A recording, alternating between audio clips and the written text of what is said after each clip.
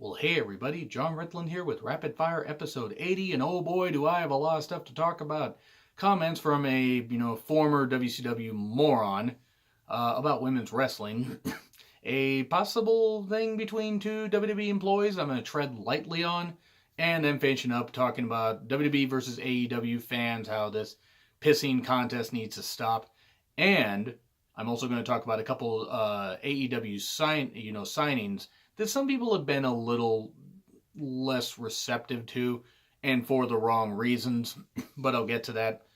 I'm just going to start off, though, by saying I am just a wrestling fan giving my thoughts on these topics, and that is it. I'm not a reporter, insider, journalist, none of this stuff. I'm just looking at stuff, seeing, making sure it checks out, and then going with it. So, again, that's just my opinion, and these are just my opinions going forward, so here we go. Disco Inferno's comments on women's wrestling. I'm going to read what this limp dickweed actually said. And it's pretty fucking damning. It's not shocking because he's a Russo stooge. And Russo's a goddamn idiot who has low opinions of women. Not shocking since he's a fucking idiot. But let's see what Glenn said. Glenn Gilberti. It's a fucking stupid name, which is fitting for Disco Inferno. But I'm not a fan of women's wrestling. That's what he said. Could have stopped right there because he already dug himself a pretty big hole. But he went on to say, to me, women's wrestling is kind of like the WNBA. They're the best female basketball players in the world, but they're not as good as the guys. I'm not saying there's not a lot of talented women's wrestlers. Yes, you are, Glenn. That's exactly what you're saying. But the formula has shown in the past that regardless of your in-ring work, the more attractive you are determines how over you are. I'm a fan of the women's wrestlers that can combine good looks with good work. If there's a girl out there whose work isn't as good, but she's hotter and has sex appeal, I'm a fan of that.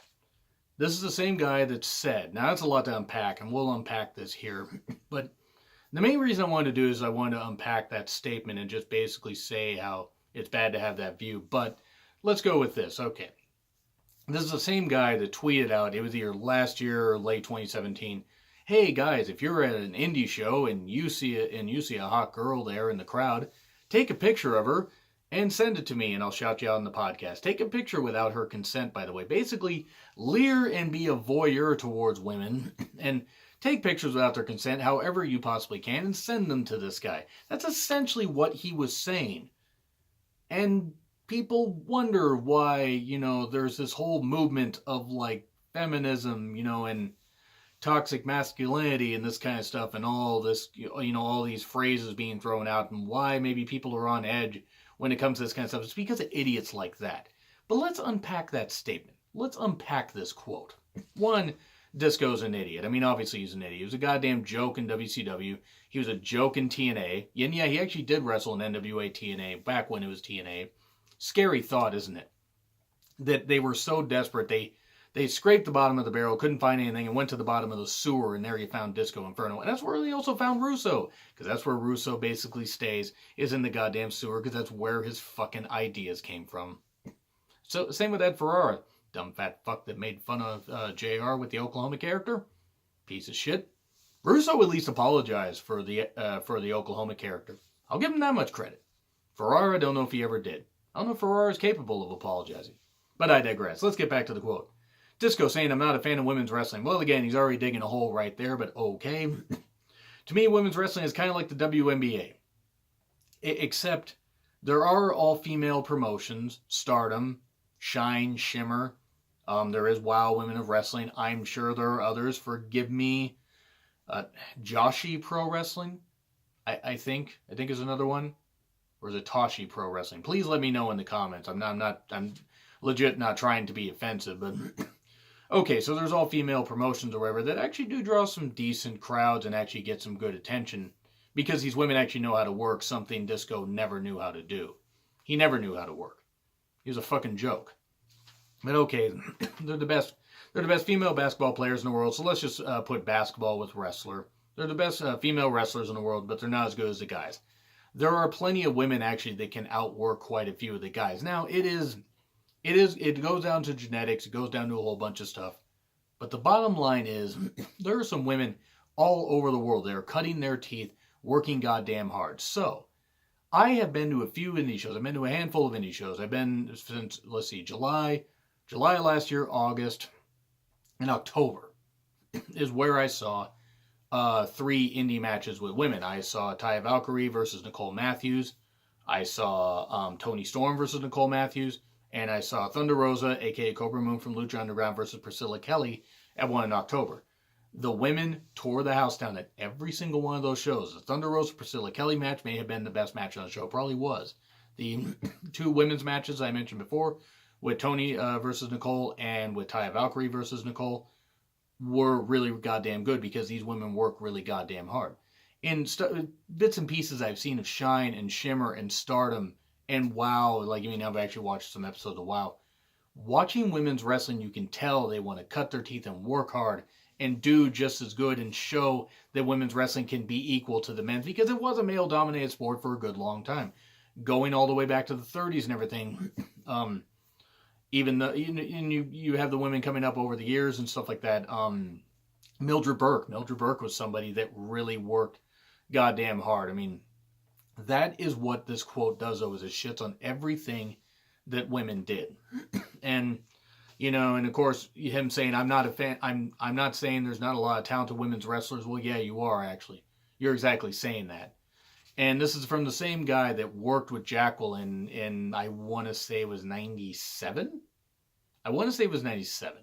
It was in, mid 90s or late 90s WCW, so sorry if it kind of blends together for me. But Jacqueline, who outworks and, who could outwork most of the guys and definitely could outwork, Disco right there, because Disco's a goddamn idiot. She wrestled him, and they were telling the story of, like, he didn't want to hit Jacqueline, this kind of stuff. But okay, guy not wanting to hit a woman, all right, that's fine. It is what it is. And I'm certainly not implying that he would want to hit women. He's not saying that, but he is shitting on women's wrestling that has drawn some pretty good goddamn mainstream attention. And this is one thing, though, where he has a bit of a point, but he just words it badly, because like the formula in the past shows that regardless of your in-ring work, the more attractive you are determines how over you are. It is a look-based business, unfortunately. Now, it is changing in WWE and others. If you have a good look, but you can really, really go in the ring, then great. If you can't really go in the ring, then you only have a very short shelf life. Because you can be big, you can be muscly, but if you can't go in the ring, then whatever. And if you're a woman that is only there just for looks, that is not where the industry is anymore. And that's the problem, is he's going back to a time like in the Attitude Era when you had women like Sable, and just fucking Sable. And I'm sorry, Sable was the exact, peak of like women that were only there because of their looks. But and Eva Marie was an example, but at least Eva Marie tried to take bumps. She tried to actually get better. There are people that knock her, myself included, but I will say that Eva Marie at least tried to take bumps. And actually, whether she took them good or not, hey, at least she tried. At least she tried to get better. What did Disco ever do? Did Disco ever get better in the ring? No, he actually regressed. And only got in, only thought he was in with like certain people, and I guess must have had some big goddamn supporters, because that's pretty much the reason why he was there. He must have had some people that really, really thought he was just funny. But then he's like, I'm a fan of the women's wrestlers that can combine good looks with good work. Yes, beautiful women or beautiful men being able to wrestle, depending on what your preference is, or both. I'm not here to judge. If you like women and men, or just like women, or just like men, if you're a man that likes a man, woman that likes a woman, or vice versa, whatever, all good. But let me just say this much. If you are going to tell me that, it's got to be a looks-based business, yes, you don't want a slob out there, regardless of whatever gender out there, but you want a legit athlete. And I'm sorry, but if they appeal based on their in-ring work and can win people over, then great. And that's exactly what should fucking happen. And that's something that he's not getting. He's just not fucking getting it. And then, of course, the last thing, talking about, if she isn't a good worker, but she has sex appeal and everything, then I'm a fan of that. This is why it just blows my mind watching how some people talk about, like, some women's wrestlers. And look, I make plenty of jokes about everybody. I have never claimed to be any kind of white knight or any kind of, I'm gonna hold up, and be the pillar of like purity. Fuck no.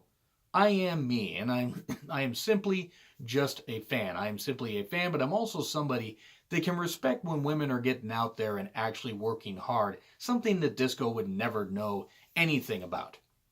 And no, he never knew anything about it, wouldn't know anything about it, wouldn't know if it slapped him in the goddamn face. So Disco, take your opinions about women's wrestling and shove it. That's all I gotta say. Now, yeah, that was a bit long, but I wanted to unpack that stuff and offer some points as to why I got very irritated. So now we move on to something where I'm going to tread very, very lightly. Corey's wife, Corey Graves' wife, and I don't know her name, sorry, but she posted on Instagram, picture of her and Corey and their kids, something about that Corey has apparently, that she found out that her, now probably soon to be ex-husband, if this is true, and this is if this is true, by the way, but in a since deleted Instagram post, and you can find stuff all on Twitter about, screenshots of it. Apparently, Corey has been cheating on his wife with Carmella. Now, I do want to say, if true, there are a lot of people saying, oh, well, God, what's going to happen, or, oh, both should be fired and this kind of stuff. They didn't fire Bray and JoJo. They didn't fire Tom after the face fucking, the Instagram DM thing, whatever the fuck that bullshit is. They didn't fire a lot of people over cheating scandals and this kind of stuff. So I'm sorry. I don't think that's going to happen. That's if this is true. I do want to say the people I really feel bad for is, again, if true, I feel bad for his wife. I feel more bad for the kids. Kids do not need to go through this kind of stuff. If you want to have an amicable split, go ahead. Have a split like that or whatever. It is tougher to do with kids. But at least then the kids aren't hurt. You can still be there for the kids. You can still do this kind of stuff and whatever. And if this is true, Corey looks so fucking bad, and Carmella doesn't look much better. I mean, that kind of stuff isn't really good. It's really not. So, if it's not true, then okay, Corey's still a bit of a scumbag on commentary and this kind of stuff, and maybe it's a hacker. Maybe it is. We don't know yet. But if this is true, Corey is going to get shredded on social media. He may get talked to by the company. Because maybe there's a bit of a different thing, with commentary team and wrestlers dating. Even though like JoJo's a ring announcer and Bray Wyatt is a wrestler, but who knows what the company policy is? All I'm saying is this isn't necessarily a good look right in the middle of WrestleMania season. Hopefully, it is not true, because that is goddamn terrible to happen to have happen to any person that gives their life, their love, and their body, and produces children, so especially in the case here of of a woman giving her body and bearing 2 children and everything and giving 11 years of her life. And if that happens, that's pretty shitty. So hopefully it's not true. If it is true, Corey's a scumbag. That's really all I got to say about that. So now I do want to point out as though something, and this is something that Kier Johnson 97 shared with me. And thank you very much, because I needed this laugh. And let's have a little bit of a laugh here. There was a report, apparently, report, and I put this in the biggest quotations possible, that Jimmy Uso and Naomi are trying to get fired, and hence this whole thing where Jimmy Uso ended up getting arrested. Naomi and him were driving, and Naomi, went down the wrong way of a one-way street. She got pulled over by the cops. Apparently there was a smell of alcohol, and it was from Jimmy, because Jimmy had been drinking. Okay, at least Naomi hadn't been drinking. That's good. But Naomi's being talked to and everything, and I guess Jimmy tried to square up with the cops, and apparently the cops had to pull the taser out. They didn't use the taser. He complied, but it was an aggression thing. Now, if I remember right, I think Jay actually got arrested last year for a DUI. And now for public intoxication, this is, Jimmy getting arrested. I do want to say that they're not trying to actually get fired. I mean, I'm sorry, if every wrestler that got drunk after a show or on their way to a show or just on a day off while they were traveling or something like that, if every wrestler got drunk, and tried to get fired or whatever, there would be very, very few wrestlers from the territory days, even to now. If you don't think a lot of those wrestlers drink, and I'm not saying drink heavily, but get drunk on occasion, well, you may be a bit surprised by that. I don't believe they're trying to get fired. Now, if the Usos contracts are up in a couple months, if they end up not re-signing, okay, Naomi may go with them. Who the fuck knows? But they're not trying to get fired. So let's stop with that. Now, let's check on a pissing contest between the AEW and WWE fan bases. I want to say this much that even though AEW hasn't produced a show yet, I wish them all success in the world and want them to succeed.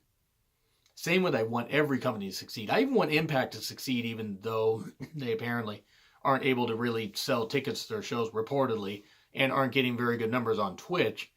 That is unfortunate for a company that is trying to rebuild itself, still trying to rebuild itself, and get set off on a better path. Since they have done a good job building shit. I mean, despite the fact Sami Callihan's there. And sorry, I don't like Sami Callihan. If you do, fine, cool, whatever. But the AEW fan base has been toxic. Not all of them, but some of them. The WWE fan base has been especially toxic. Not all, but some.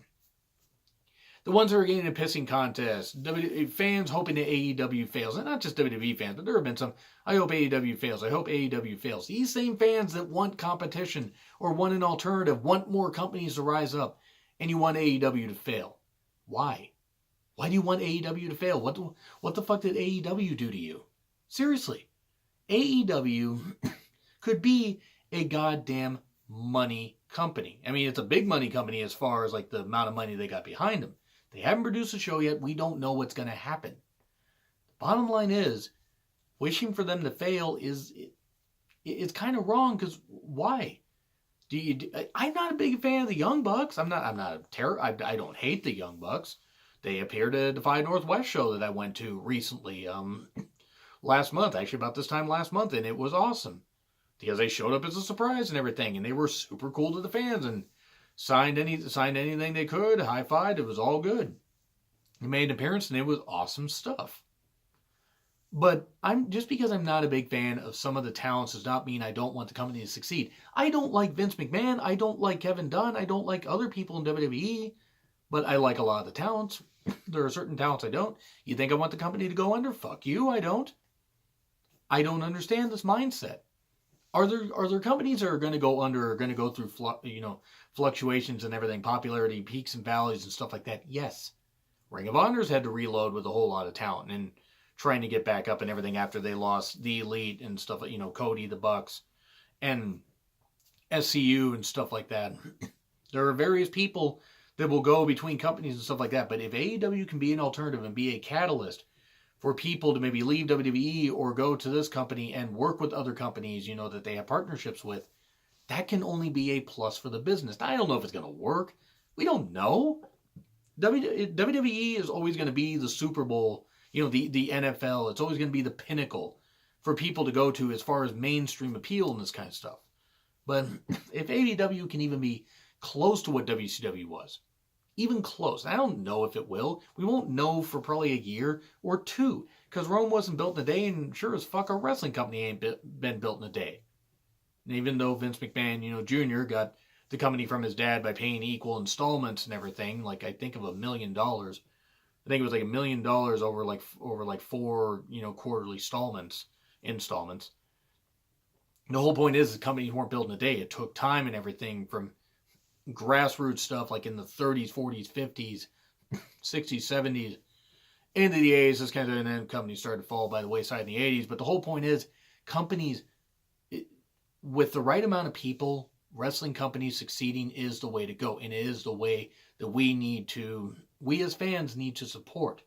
Now, are there companies that we can cheer for and more than others? Sure, there are plenty of companies. I watch WWE, watch and review WWE, Women of Wrestling, New Japan, and there's other content that gets reviewed on here. I review old WCW stuff and everything. I'm not able to review Impact, I'm not able to review Ring of Honor, Stardom, or this kind of stuff or whatever, and you know what? That's okay.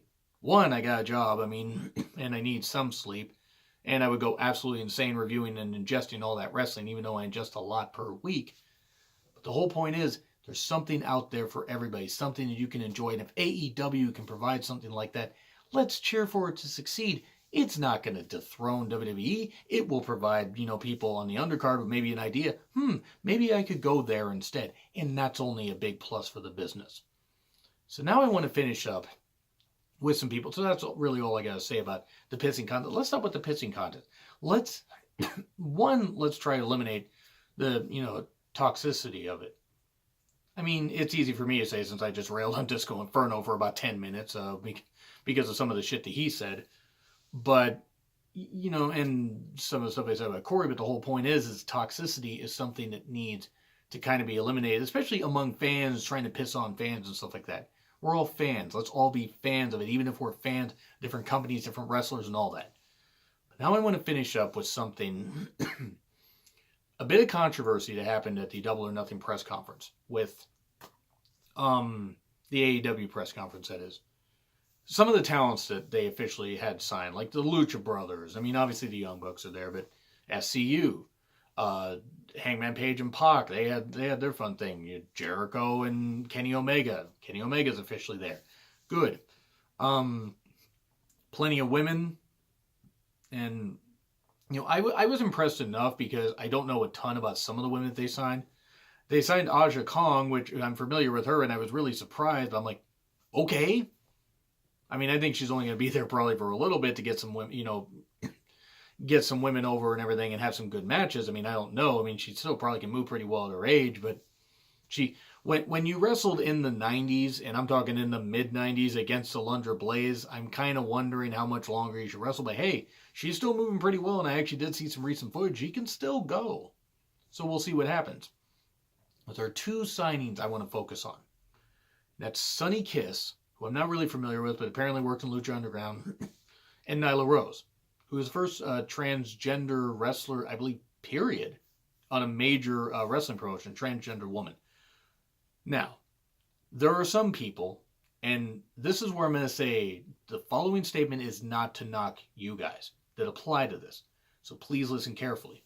There are some that were worried, and rightfully so when they explained it, including some in particular, some. I mean, there were multiple people that explained this to me, why they felt this way, that they were worried that the only reason that these two talents were signed, and again, I'm not that familiar with them, so I mean, it's like I obviously could tell that Sonny was a gay man. I mean, he is, and nothing wrong with that. Absolutely nothing wrong. And you think there's something wrong with that, you're wrong. You just are. Just saying. But Sunny Kiss has apparently been signed. Okay. There were people that had an issue with them being signed because they feared that they were only being signed because they were part of the LGBTQ community.